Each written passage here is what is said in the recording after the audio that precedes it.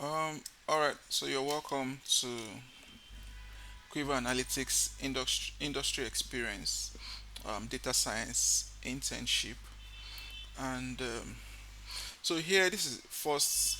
We'll be looking at some of. We won't be treating everything, but we'll be looking at some of the tasks that have been given, and we'll solve one or two together. So for this video, we want to solve just one of them, and all right, so when you open the link, I mean, when you accept the training invite, this is what, so you get something like this. So how you do that is, let me come to Google, and you click on the apps here. You go to Classroom. This is Classroom. So once you click Classroom, it takes you to um, something like this. This is what you will see. All right, you don't have to sign in or sign out as long as it is in your active Chrome. All right, so um, yep. So classwork is where you get the tasks, and the first task um, that were uploaded is the data cleaning segment. So, and in the cleaning segment, we would look at the retail store. Retail store sales. So what I'm going to do is, of course, you won't see this turned in and assigned. It's because we had a question, a comment underneath, and that's why I'm going to be treating this. All right. So about this file, I'm just going to copy everything. Control C. If you download this data set here, you get the data. All right. Then I'll come to Excel. This is data, and insert. I'm looking for a boy. Okay. All right. So what I'm looking for is in text box, and I just want to put the instruction here. So instead of going back and forth, all right. So I paste it here, and so all of this is just about the data. What I actually need is perform the following tasks. All right. Control B. So now the first thing I would want to do is very basic. Want this to the headings to make them bold. So the first thing says check missing value. This is what the process you would have done if you were to analyze this data. All right, you check for missing values. So I'll particularly be interested in the numeric data, and here we have price per unit, we have quantity, we have total spent. This that's quite basic. So total spent should be quantity multiplied by price per unit. Then payments, location, transaction dates, were there discount true or false. All right, so for price per unit, first now to check for missing values, and an easier way to do that is go to sort and filter, and assign filter to all of them. All right, so comes to price per unit here, and unselect all, and then select only the blank, and okay. So you can see absolutely we have missing values. All right, so these are the blank spaces there. All right, so that's one. I'm going to remove the filter, and I want to go to the last part of the data, the last row. Okay, so this is the price per unit. But before then, again, I would want to add something to it. Go to view, and freeze panes. Like I said, this is not a training session. We are just walking through something. Free stop row. All right. So why I did that is because by the time I go to the bottom, I still want to see my headers. All right. So price per unit. I want to see the blanks equal to counts. So you can see different count formulas. Then count blank from E1 to the last one. So I'm just going to click the last one here and enter.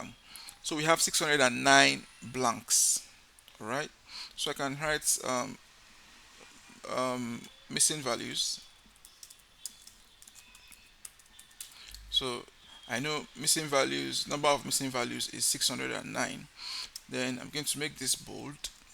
All right, then we go back up to see the next thing. So we know we have 609 missing values. All right, then calculate median values for numeric variables and replace the missing values with them. All right, so we go back down. All right, so because I've calculated missing values here, I can drag it to quantity and this guy. So we have 609, 604, 604 missing values. All right, then copy this and paste it here. We have 4,199 missing values. Fine. So here, median values. All right, again, I'm going to make it bold.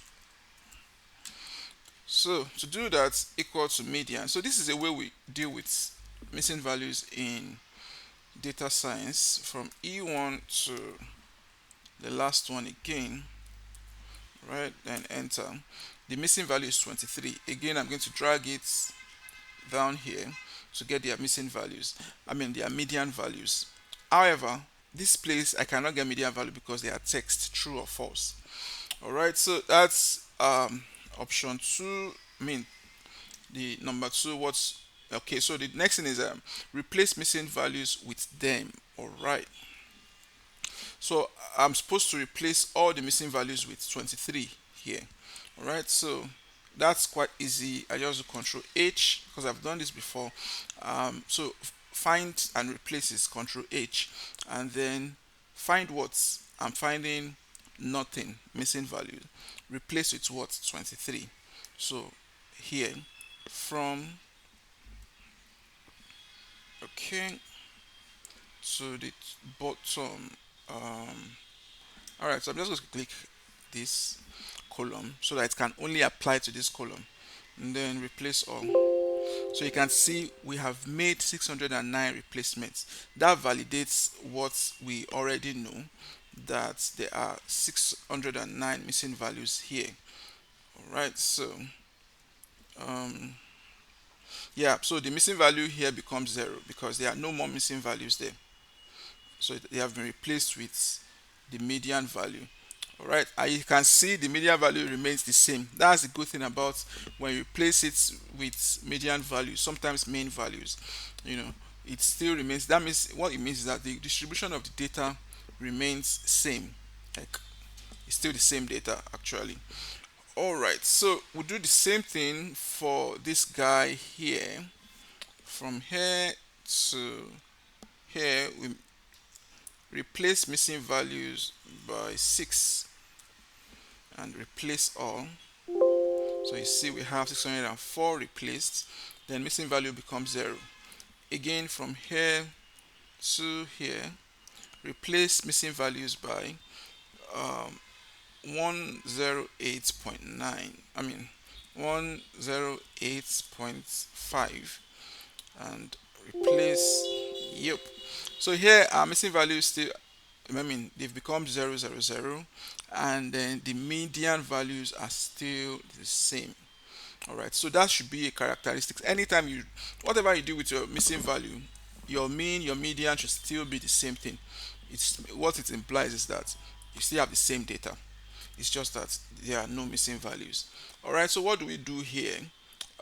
We are here. We're going to replace. So once the criteria or the discount applied does not have any value, so what we do, we just put false. That means the person was not given discounts. We assume the person was not given discounts. All right, so we replace all from here to here, replace all. All right, so we have 4,199. If you rewind a little, you know that our missing value here was 4,199. So we don't need any of this, either of this anymore. All right, none of them, we don't need them, and this is done here. Then I can go back up So the last thing to do is calculate price per unit as total. Price per unit as total. So we are supposed to calculate total here. All right, and oh, okay, price per unit. Sorry. So that should be price per unit, and as total spent divided by quantity. That's straightforward. Equal to total spent. This is total spent. You select G2 divided by quantity. All right. So we have 18.5. What do we have corresponding price per unit here? 18.5. All right. So if you just double click, it fills it down. All right. So I'm trying to see some things now. The next task is now validate and update with the existing price per unit column. All right, so because we already have missing, we've replaced the missing values, so that's we are not updating anything, but what we just want to do is to validate if it's true. So I'm going to call this column validates, and I'll say equal to if statement, if this price per unit is the same thing as this new price per unit. That's my logical test. Okay, so if true, I'm going to write correct.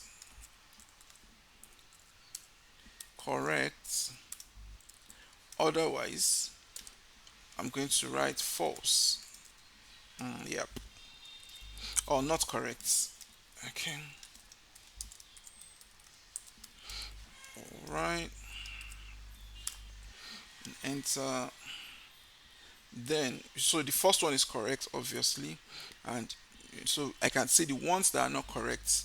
Here I can tell the company that, okay, I can count how many not correct do we have. There, from there you can do a lot of analysis with them, but the goal here is to clean the data, which is all the missing values here that we have assigned values. All right, so that will be the end of this lesson. After the lesson, you can go to the task in each. So you won't be seeing students work, because this is an admin page. All right, so classwork. So you can see we have assessments here. It's either called assessment or assignments. So we have assessments. There is assessment 2 cafe sales data. you know so after you can just go there and do your, I mean, attend to your assessments. All right, so in the next video we'll pick another data. If there's any other data you want us to treat, you can comment there, so we treat it together. All right, so see you in the next video. Don't forget to subscribe, to like and comment on our YouTube and every other social media platform. Thank you.